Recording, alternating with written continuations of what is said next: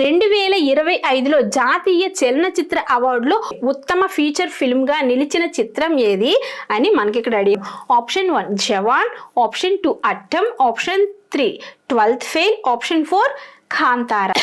జవాన్ అనే ఒక మూవీలో యాక్ట్ చేయడం వలన ఉత్తమ నటుడిగా అయితే రావడం జరిగింది. ఎవరికి? షారూక్ ఖాన్ గారికి. ఏంటండి ఈ ఉత్తమ ఫీచర్ ఫిలిం అని మనకి ఇక్కడ అడిగారు, ఉత్తమ నటుడు అని అడగలేదు. చాలా మంది 12th ఫెయిల్ అని పెట్టారు. 12th ఫెయిల్ లో అయితే విక్రత్ మాసీకి ఉత్తమ నటుడిగా అయితే అవార్డు అనేది రావడం జరిగింది. మరి జవాన్ మూవీలో యాక్ట్ చేయడం వలన ఉత్తమ నటుడిగా ఎవరికి వచ్చిందండి? షారూక్ ఖాన్ గారికి వచ్చింది. ఎప్పుడు? 2025లో. ఎస్ కదా.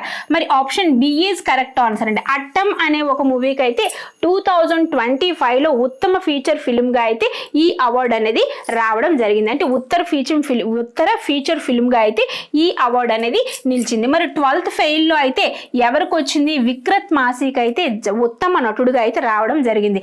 మరి కాంతారా మూవీలో యాక్ట్ చేయడం వలన ఉత్తమ నటుడుగా అయితే 70వ జాతీయ అవార్డు అనేది రావడం జరిగింది. ఎవరికి?